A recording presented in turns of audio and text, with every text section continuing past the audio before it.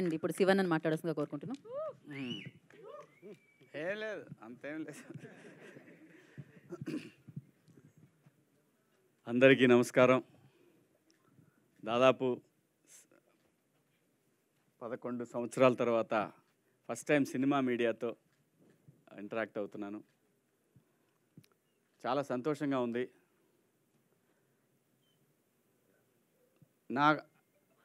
నా లైఫ్లో నా ఫ్యామిలీ ఎప్పుడు ఏమీ కోరలేదు, నా వైఫ్ కానీ పిల్లలు కానీ. లాస్ట్ ఇయర్ నన్ను వాళ్ళు అడిగింది ఏంటంటే, పిల్లలు పెద్దోళ్ళు అయ్యారు, వాళ్ళు అడిగింది ఏంటంటే, నాళ్ళు నువ్వు సొసైటీ సొసైటీ సొసైటీ అనుకుంటా నువ్వు యాక్ట్ చేసేటప్పుడు మేము చూడలేదు, ఇప్పుడు యాక్ట్ చేయనా అని అడిగారు పిల్లలు. సరే, దానికి సరైన సమయం సందర్భం వస్తుంది, వచ్చినప్పుడు మనం అడగక్కర్లేదు. సినిమా ఎప్పుడు కూడా అండి, నువ్వు సప్త సముద్రాల్లో ఉన్న లాక్కొస్తుంది. సినిమాకున్న గొప్ప విషయం అది. అలా ఏదో ఒక రోజు వస్తుందని నాకు తెలుసు. ఎప్పుడొకప్పుడు నేను ఖచ్చితంగా మళ్ళీ కనెక్ట్ అవ్వాల్సిందని తెలుసు నాకు. ఆ సందర్భంలో నేను యాక్చువల్గా ఒక తమిళ సినిమా తీసుకున్నాను, నేను కొన్నాను. నేను ఇంతకుముందు కూడా ప్రొడ్యూస్ చేశాను, తాజ్మహల్ అని మీ అందరూ తెలుసు. ఆ సందర్భంలో విజయ్ సేతుపతి గారి సినిమా ఒకటి కొన్నాను నేను. కొన్నప్పుడు థర్డ్ వేవ్ వస్తుందని మళ్ళీ మొదలుపెట్టారు. అప్పటికే ప్రొడక్షన్, ప్రీ ప్రొడక్షన్ అంతా అయిపోయింది, డైలాగ్ వెర్షన్ అన్నీ అయిపోయినాయి, మ్యూజిక్ కూడా అయిపోయింది, అంతా టెక్నీషియన్లు అంతా సెట్ అయ్యారు, అంతా అయిపోయింది అన్నారు. ఇంకా మనకు దరిద్రం వదలలేదురా, వద్దులేక సరే అయిన వరకు అయిందిలేని అంతటితో ఆపేశాను. ఆపినప్పుడు మళ్ళీ అంతా లాస్ట్ ఇయర్ నేను ఒకసారి సరే నాకున్న సర్కిల్లో ఒక బెస్ట్ పర్సన్ని చూజ్ చేసుకొని ఆయన దగ్గరికి వెళ్దామని చెప్పి వెళ్ళాను. ఆయనే ఈటీవీ బాపినీడు గారు. ఆయన కలిసి ఇట్లా నా దగ్గర ఒక 2 సినిమాలు ఉన్నాయండి, నేనే చేద్దాం అనుకున్నాను, కానీ నాకు అనిపించింది కరెక్ట్ కాదనే భగవంతుడు ఆపాడేమో తెలియదు. ఈ సినిమాలు మీరు చూసి మీరు చేస్తాను అన్నా సరే, లేదంటే మీరు తీసుకున్నా సరే, నాకు ఇది డెడ్ ఇన్వెస్ట్మెంట్ అని చెప్పి ఫ్రాంక్గా చెప్పాను ఆయనకి. ఆయన అంతా విన్నారు. సరే మా టీంకి ఇస్తాను, చూస్తా అన్నారు. అన్న తర్వాత చాలాసేపు చాలా ఆప్యాయంగా మాట్లాడారు. మాట్లాడిన తర్వాత నేను ఒక మాట చెప్తా, శివాజీ చేస్తావా అన్నాడు. చెప్పండి సార్, నువ్వు యాక్ట్ చేయవయ్యా అని అన్నారు. నేను చేయనని ఎప్పుడు అనలేదండి ఎవరితో కూడా. శివాజీ రాజకీయాల్లోకి వెళ్ళిపోయాడు, సీఎం అవుతాడు, పిఎం అవుతాడని జనం ఊరికే అనుకున్నారు. నాకు అసలు రాజకీయాల్లోకి ఎప్పుడు కూడా వెళ్ళాలని, రాజకీయ పార్టీలో ఉండాలని నేను ఎప్పుడు అనుకోలేదు. కేవలం ఆ రోజున్న ఎమోషన్స్, ఆ డివిజను, ఆ ప్రాంతం అనే ఎమోషన్ తోటి నేను ప్రజల కోసం కనెక్ట్ అయ్యాను. రాజకీయాలు నేను ఎప్పుడు కూడా చేయాలనుకోలేదు, చేయలేదు కూడా. సో నన్ను అలా ఇంకా శివాజీ రాడు సినిమాలు చేయడానికి కొని చాలామంది అనుకున్నారు కాబట్టి అలా అవాయిడ్ అయిపోయానండి నేను. మీరు ఇస్తే చేస్తా సార్ అన్న, మీరు చెప్పండి ఏదన్నా ఉంటే చేస్తానన్నాను. ఒక 1.5 month 2 months తర్వాత ఒకరోజు ఈటీవీ నుంచి కాల్ వచ్చింది. ఆయన పేరు సత్యనారాయణ గారు. ఒకసారి సాయికృష్ణ గారిని కలుస్తారని అంటే, అప్పుడు మన నితిన్ గారు వాళ్ళు కలిశాను నేను. కలిసినప్పుడు వాళ్ళు ఇట్లా ఒక కథ ఉంది వినండి మీరు అని చెప్పి నాకు ఆ రోజు కథ వినిపించారు. అదే 90s #90s middle class biopic. చాలా బ్యూటిఫుల్ స్క్రిప్ట్ అండి. వెంటనే నేను విన్న తర్వాత జస్ట్ 10 minutes తర్వాత చెప్పాను. చెప్పిన తర్వాత ఓకే అండి చేద్దామని చెప్పాను. అది ఇంకా ప్రొడక్షన్ అంటే సెట్స్ మీదకి వెళ్తుంది అన్నప్పుడు నాకు బిగ్ బాస్ ఆపర్చునిటీ వచ్చింది. కానీ యాక్చువల్గా ముందు ఇదే నేను యాక్ట్ చేయటం ఫస్ట్ ఇదే. కాకపోతే మళ్ళీ రీఎంట్రీ స్క్రీన్ మీద మాత్రం బిగ్ బాస్లో కనిపించాను అందరికీ. సో బిగ్ బాస్ వచ్చింది తర్వాత వీళ్ళకి కూడా చెప్పాను, ఇట్లా బిగ్ బాస్ వచ్చిందండి, మరి నాకు పలానా రోజు అడుగుతున్నారు, మీరు ఆలోపు ఫినిష్ చేయమంటే చేశారు. 90s షూటింగ్ స్టార్ట్ అయింది. నా వల్లనే తొందరగా స్టార్ట్ చేశారు, నా కోసమే స్టార్ట్ చేశారు తొందరగా. అందరూ అనుకున్నట్టు, చాలామంది అనుకున్నట్టు ఈ క్రేజు అది ఇది ఏమంటే నేను ఎప్పుడు ఇలాగే ఉన్నానండి. నేను వచ్చిన రోజు నుంచి నా లైన్ నేను ఎప్పుడు దాటలేదు. ప్రతి ఒక్కళ్ళు అర్థం చేసుకోవాల్సింది ఏంటంటే, మనకంటూ ఒక టైం రావాలి, వచ్చినప్పుడే జనానికి మనం కనెక్ట్ అవుతాం. కొన్ని సందర్భాల్లో ఎందుకో మనకు తెలియని వాళ్ళు కూడా మన గురించి చాలా బాగా తెలిసినట్టు, మన పక్కింట్లో ఉండి చూసినట్టు మాట్లాడుకుంటుంటారు. ఇలాంటి సందర్భం చాలామంది మనుషులకు వస్తుంది, నాకే కాదు, ఇండస్ట్రీలో ఉన్న చాలామంది ఆర్టిస్టులకు వస్తుంది, చాలామంది టెక్నీషియన్లకు వస్తుంది, చాలామంది జర్నలిస్టులకు వస్తుంది, అందరికీ వస్తుంది. లైఫ్లో ప్రతి వాడికి ఎంత ఎంట్రీ దొరికినా కానీ ఎక్కడో ఒక బ్రేక్ రాలేదనే ఫీలింగు అందరికీ ఉన్నట్టు నాకు ఉంది. ఆ సందర్భంలోనే బిగ్ బాస్ అనే ఒక ఆపర్చునిటీ వచ్చింది. సో దాంట్లో నా క్యారెక్టర్ చూశారు అందరూ. నేను రియల్ లైఫ్లో కూడా ఇలాగే ఉంటాను. నాకు వచ్చింది నేను ఎప్పుడు నా చుట్టూ ఉన్న వాళ్ళకే పంచాను. ఆ విషయంలో నన్ను బాగా దగ్గర తెలిసిన మీడియా మిత్రులందరికీ తెలుసు. నేను నాకు ఎంతోమంది అవకాశాలు ఇస్తే నేను నా చుట్టూ ఉన్న వాళ్ళకి చాలామందికి అవకాశాలు ఇచ్చాను. అందుకే నేను ఆ ఫ్లోలో అన్నాను, నాకు అది ఇష్టం, బతికించు నీ చుట్టూ ఉన్నవాళ్ళని. ఎందుకంటే బతకడమే కష్టమైపోయిన ఫ్యామిలీ నుంచి వచ్చిన మనిషిని కాబట్టి, బతుకు వీళ్ళకి తెలుసు కాబట్టి, ఈరోజు కూడా నేను నమ్మేది ఒకటే, నీకు ఉపయోగపడినా పడపోయినా నీ చుట్టూ ఉన్న వాళ్ళకి ఎవరికైనా ఉపయోగపడిద్దా? పిల్లలకు కూడా అదే చెప్తాను నేను. అన్న అది మనకు దూరంగా ఉన్నా సరే వాడికి ఉపయోగపడిద్దా, చేసేద్దాం, మనకి తర్వాత వేరేవాడు చేస్తాడు మనకు హెల్ప్. ఆ పద్ధతిలో ఉన్నాను కాబట్టి దేవుడు ఈ రోజున అదేనంటాను, నమ్మి నిజాయితీగా ఉంటే ఎప్పటికీ సక్సెస్ ఏదో ఒక రోజు, ఆఖరికి నువ్వు 80 సంవత్సరాల వయసులో ఉన్నా కూడా నీ దగ్గరికి వస్తుంది. అది ఈ భూమి మీద నువ్వు బతుకున్నప్పుడు ఆ సక్సెస్ నువ్వు చూస్తావు. ఇది బెస్ట్ ఎగ్జాంపుల్స్ చాలా ఉన్నాయి. మీ కళ్ళ ముందు శివన్ ఉన్నాడు 50 సంవత్సరాల తర్వాత. అబ్బా అందరూ శివన్న శివన్న శివన్న అని చెప్పి మీరు అంటూ ఉంటే అనిపించింది, ఓకే నేను ఇన్ని సంవత్సరాల నా ఘోషని భగవంతుడు విన్నాడా?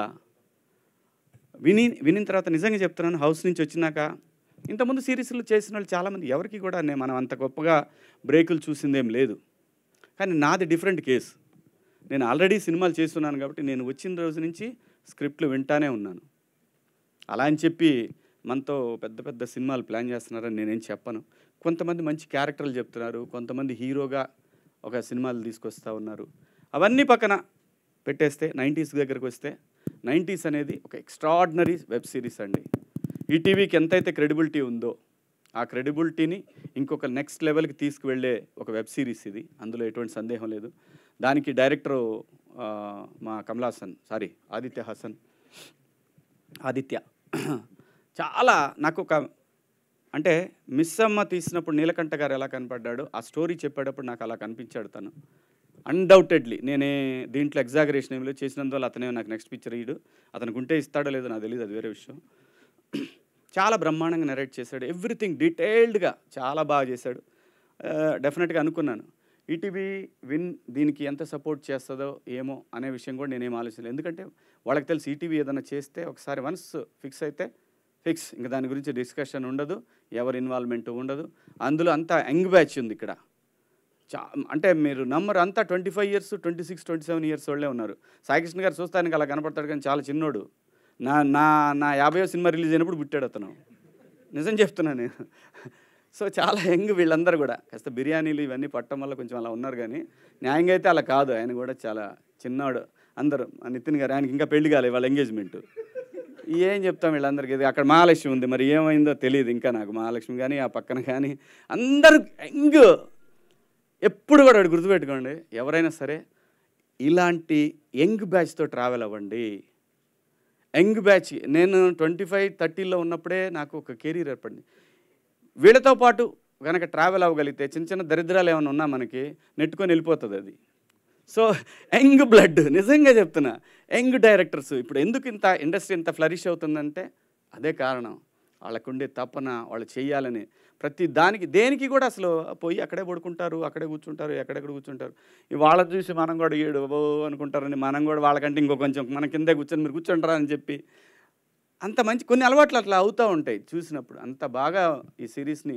అలాగే మా ప్రొడ్యూసర్ నవీన్ మేడారం ఒక గొప్ప టెక్నీషియన్ అండి, అన్డౌటెడ్లీ. ఆయన రీసెంట్గా ఒక స్క్రిప్ట్ చెప్పారు నాకు. మామూలుగా అంటే ఫ్రెండ్లీగా ఉంటాడు నాతోటి, సినిమాల గురించి ఒక స్క్రిప్ట్ చెప్పాడండి. నేను చెప్తున్నా, రాసి పెట్టుకోండి వాళ్ళ.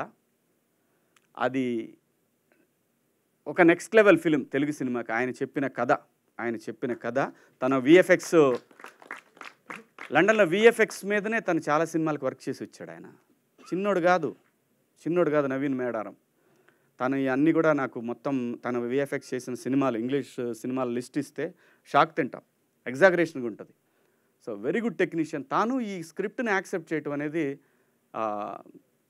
డెఫినెట్గా ఆయన అంటే కథని జడ్జ్ చేసి కథ బాగుంటే ఆడుతుందని నమ్మి దీన్ని ఒక ప్రొఫెషన్గా తీసుకొని ఇంకో కుర్రోడికి లైఫ్ ఇవ్వటం అనేది ఇంకో డైరెక్టరు, అది హ్యాట్స్ ఆఫ్. డెఫినెట్గా నవీన్ గారు హ్యాట్స్ ఆఫ్ అండి, చాలా బ్రహ్మాండంగా మీకు. అలాగే మా కెమెరామెన్ అజింబాయ్ ఏడి తోపు, తమిళ సినిమా ఏం బిర్యానీ అది మంది, కడసల బిర్యానీ, తోపు ఫిలిం, తోపు కెమెరామెన్. అలాగే ఇప్పుడు గూఢచారి 2 ఆయనే కెమెరామెన్.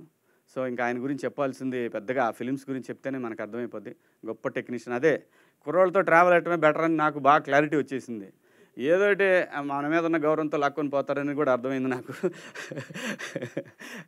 అలాగే మన ఈటీవీ మొత్తం టీం అంతా కూడా చాలా బ్రహ్మాండంగా వాళ్ళే కోఆర్డినేట్ చేయడం. జనరల్గా ఏంటంటే క్రియేటివ్ హెడ్ అంటే ఏంటంటే ఆయన ఒక ఆఫీస్లో కూర్చొని ఇదివరకటి రోజుల్లో మంచి చక్కటి బిర్యానీలు తెచ్చుకొని బ్రహ్మాండంగా బాగా మనల్ని జడ్జ్ చేస్తూ మన గురించి తెలియకపోయినా ఆర్టిస్టులు అట్లా ఉండేది.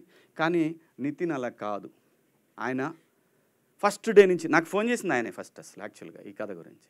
ఫస్ట్ డే నుంచి ఈ ప్రాజెక్ట్ కానీ అలాగే ఇంక మిగతా ప్రాజెక్టులకు కూడా తనంతా డెడికేటెడ్గా వర్క్ చేసే ఒక టీం దొరకటం డెఫినెట్గా చాలా లక్. ఈటీవీ విన్ యాప్కి డెఫినెట్గా మంచి టీం దొరికింది. సో ఈ సిరీస్ని కనుక అందరూ యాక్సెప్ట్ చేయగలిగి ముందుకెళ్ళగలిగితే తెలుగు సినిమాలో తెలుగు ఇండస్ట్రీలో మనకి ఎట్లాగైతే ఓటీటీ ప్లాట్ఫామ్స్ అంటే ఓన్ తెలుగు ప్లాట్ఫామ్స్ తెలుగు వాళ్ళు స్టార్ట్ చేసిన లైక్ ఆహా, లైక్ ఇప్పుడు ఈటీవీ విన్, అలాగే ఈ సిరీస్కి మ్యూజిక్ చేసినటువంటి సురేష్ ఎంత బాగా అంటే ఒకటండి, నీ టాలెంట్ ఫస్ట్ కాదు, నీ బిహేవియర్ ఫస్ట్. అది మిమ్మల్ని ఆఫీస్ దాకా ప్రొడ్యూసర్ దాకా తీసుకెళ్తుంది. సో ఆ బిహేవియర్ ఎలాగుందో దానికి 10 టైమ్స్ తన వర్క్ డెఫినెట్గా అంత బాగుంది ఈ సిరీస్లో. అలాగే ఆర్ట్ డైరెక్టరు ఈయన మాకు ఇప్పుడు కాదు 70s నుంచే తెలుసు. మా సినిమాలకు చేశారు వీరు కూడా. సో మొత్తం 70s నుంచి 90s దాకా గట్టి టీమే ఉంది దీనికి. సో అలాగే వాసుకి మ్యామ్, తను బాలచంద్ర గారి స్కూల్ అండి, ఇంకా మనం ఏం చెప్తాం ఆవిడ గురించి అందరికీ తెలుసు. తను ఎంత టైమింగ్ అంటే మనం ఎలర్ట్గా లేకపోతే తొక్కేస్తారు ఆర్టిస్ట్గా, మామూలుగా కాదు మనుషులుగా. అట్లా ఉంటుంది నిజంగా. అంత ఐఎమ్ సో లక్కీ. ఎందుకంటే బాలచంద్ర గారి స్కూల్ నుంచి వచ్చిన ఆర్టిస్టులు అంటే డెఫినెట్గా ఎక్కడో పాయింట్లో తెలుస్తూ ఉంటుంది. మనం నెక్స్ట్ టైం ఎప్పుడన్నా ఏదన్నా ఒక సీన్ చేసేటప్పుడు ఆ సందర్భంలో అలాంటి రియాక్షన్ ఒకటి అనేది. So thank you ma'am. మంచి నాకు వీళ్ళందరితోటి చాలా గొప్ప ఎక్స్పీరియన్స్. అలాగే మౌళి నేను నిజంగా కూడా ఏం చూడలేదు అబ్బాయి, ఇప్పటికి కూడా నేను చూడలేదు ఏమీ కూడా. తను చాలా పెద్ద యూట్యూబర్ అని విన్నాను నేనేమీ చూడలేదు, కానీ మంచి ఆర్టిస్ట్ అవుతాడు ఈ అబ్బాయి కూడా, అంత బ్రహ్మాండంగా చేశాడు. అలాగే ఇంకా ఈ సినిమాకి హీరో, ఈ సిరీస్కి హీరో రోహన్. రాసుకోండి, నేను చెప్తున్నా ఈ రోజున వాడే హీరో. శేఖర్ ఫ్యామిలీ అయినా కూడా ఆ ఫ్యామిలీలో ప్రతి కుటుంబంలో ఒకడు ఉంటాడండి చిన్నోడు, దొంగనా సన్ను. నా ఇంట్లో మా మరికిగా ఇట్లా దొంగనా సన్ను. నాకు కథ చెప్పినప్పుడు నేను నిజంగా ఆ క్యారెక్టర్కి కనెక్ట్ అయ్యా. ఇక నా కథ ఇది పక్కన పడేయండి. అది ఆయన మీరు లావ్ అవ్వాలి సార్, పెరగాలి సార్ అని ఏముంది, ప్యారడైజ్ బిర్యానీ తింటే 4 రోజులు లావచ్చు, దానికే ఉంది, పెద్ద మ్యాటర్ కాదు అది. ఆడి క్యారెక్టర్కి నేను ఫిదా అయిపోయా, నిజంగా చెప్తున్నా. అంత మంచి క్యారెక్టరు ఆడు ఎంత గొప్పగా చేశాడండి. వాడి మీద నాకు అపారమైన గౌరవం, ప్రేమ ఏర్పడిపోయినాయి వాడి మీద. అసలు వీళ్ళందరిని అడిగాను నేను, వాడు వస్తున్నాడా దీనికి రావట్లేదా అని. మంచి ఆర్టిస్ట్ అవుతాడు ఈ అబ్బాయి కూడా. అదే చదువుకోరా ముందు, తర్వాత ఇవన్నీ చదువు చాలా ఇంపార్టెంట్. నేను చెప్తున్న ఆర్టిస్టులు ఎవరికైనా సరే, చైల్డ్ ఆర్టిస్టులైనా లైక్ మోక్ష లాంటి ఆర్టిస్టులైనా చదువు చాలా ఇంపార్టెంట్, రాసుకోండి. మేమేదో BA చేస్తే ఎవడికి తెలియదు, BAలో ఏముంటాయి ఎవడికి తెలియదు. సో అలాంటి పరిస్థితుల్లో సస్టైన్ అయ్యటానికి నానా అయ్యి ఇక్కడ దాకా రావడానికి ఇన్ని స్ట్రగుల్. ఇండస్ట్రీకి వచ్చిన తర్వాత 25 ఏళ్ల తర్వాత శివన్న అనే ఇంకో పేరు ఇచ్చారు. సో దానికి చాలా స్ట్రగుల్ ఉంది, చాలా మాటలు ఉన్నాయి, చాలా అవమానాలు ఉంటాయి. ఆ అవమానాలు అనేది ఎవరో చేస్తారని కాదు, మన కర్మే దానికి కారణం. సో ఈ వచ్చే యంగ్ జనరేషన్ ఎవరైనా సరే, నా కోరిక ఒకటి లైఫ్లో, నాకు ఇప్పుడు నేను అమెరికా వెళ్ళినప్పుడు ఎప్పుడు కూడా నాకు అనిపిస్తుంది, అబ్బా ఈ యూనివర్సిటీలో నేను చదవలేకపోయానని ఎంత బాధ ఉంటుందంటే నమ్మరు. నేను ఆ యూనివర్సిటీల వైపు కూడా వెళ్ళను. ఆ రోజంతా నా మైండ్ అంతా బాధపడుతుంది. ఏం లైఫ్ అండి కాలేజ్ లైఫ్, ఏం లైఫ్ అది రాదు. బిగ్ బాస్ హౌస్లో ఉన్నప్పుడు ఏం ఫ్యామిలీ రా, ఫ్యామిలీ మిస్ అవుతున్నారా అని కొట్టుకుంటుంది గుండె. అలా ఆ లైఫ్ చూసినప్పుడు, కాలేజ్ లైఫ్ చూసినప్పుడు అలా కొట్టుకుంటుంది గుండె. సో నేను యంగ్ జనరేషన్కి ఇప్పుడు వచ్చే టాలెంట్కి అందరికీ చెప్పేదంటే, ఫస్ట్ ఫినిష్ చేయండి, కాలేజ్ ఫినిష్ చేయండి, ఆ తర్వాత మీరు సినిమాకి రండి. ఏమైనా చేయొచ్చు, మనకి ఏదైనా దొరికిద్ది, మన లైఫ్లో ఉన్నది ఏది దొరక్కపోదు. ఈ సిరీస్ ఈటీవీ విన్లో January 5th నుంచి టెలికాస్ట్ అవబోతూ ఉంది, విన్ యాప్లో. చాలా బాగుంటుంది. రూపాయికి మావాడు చెప్పిన సెంటర్ ఫ్రెష్ అలా నోరు తెరిస్తే ఎలాగా బయటికి వెళ్ళిపోద్దో అలాగా ఒక రూపాయి అనేది పెద్ద మ్యాటర్ కాదు. మనం గోల్డ్ టికెట్ 400-500 పెట్టి చూస్తున్నాం, రూపాయి పెద్ద మ్యాటర్ కాదు. కానీ ఈటీవీ అనేది ఒక క్రెడిబుల్ సంస్థ. వాళ్ళ నుంచి వచ్చే ఈ యాప్ డెఫినెట్గా తెలుగు వాళ్ళందరూ కూడా డౌన్లోడ్ చేసుకుంటారు నాకు తెలుసు. అలాగే బయట ఉన్న తెలుగు వాళ్ళకి కూడా నేను చాలామంది చూశాను. ఈటీవీ విన్ యాప్ నాకు ఇక్కడికంటే బయట దేశాల్లో చాలామంది డౌన్లోడ్ చేసుకున్నారు. అది విచ్ ఈస్ గ్రేట్. ఎందుకంటే బ్రాండ్ వాల్యూ అది. సో ఆ వాల్యూకి తగ్గట్టు ఈ సిరీస్ కూడా ఇంకో లెవెల్కి లేపే విధంగానే ఉంటుంది. అలాగే ఈ వెబ్ సిరీస్కి పనిచేసిన ప్రతి టెక్నీషియన్కి, అలాగే ప్రతి ఆర్టిస్ట్కి, అందరికీ కూడా పేరు పేరున థ్యాంక్స్. అలాగే మా ఈటీవీ విడ్కి పనిచేసినటువంటి క్రియేటివ్ టీమ్కి, అలాగే మార్కెటింగ్ టీమ్కి, అందరికీ, ప్రతి ఒక్కళ్ళకి, మీడియా మిత్రులందరికీ, మీ అందరికీ కూడా పేరు పేరున ధన్యవాదాలు. Thank you. మీకు అవకాశం ఉంటే ప్రమోట్ చేయండి దీన్ని కూడా. వాళ్ళు మళ్ళీ స్ట్రైకులు కొట్టకుండా నేను చూసుకుంటా, మీరైతే ప్రమోట్ చేయండి. ఈ సిరీస్ వరకు అదో హింస ఉంది వీళ్ళతోటి. ఈ కంపెనీలో చేరిన తర్వాత నాకు తెలియదండి, నా డ్యూటీ కొట్టడమే అంటాడు. వాళ్ళు చెప్పినా ఏందో, కానీ ఈసారి గట్టిగా చెబుతారు. మీరు ప్రమోట్ చేయండి. మంచి సిరీస్, చాలా బాగుంటుంది. మీరు చేస్తే నెక్స్ట్ సిరీస్లో నన్ను చేస్తావా అని అడిగాడు. నేను ఫాదర్ ఇచ్చాను, నా లవ్ స్టోరీ తీయి, దాంట్లో చేస్తానని చెప్పాను. మేబీ తీస్తాడేమో తెలీదు. అతనికి ఉంటే చేస్తాడు ఖచ్చితంగా. Thank you so much. Thank you Shivaji గారు, థ్యాంక్ యూ సో మచ్.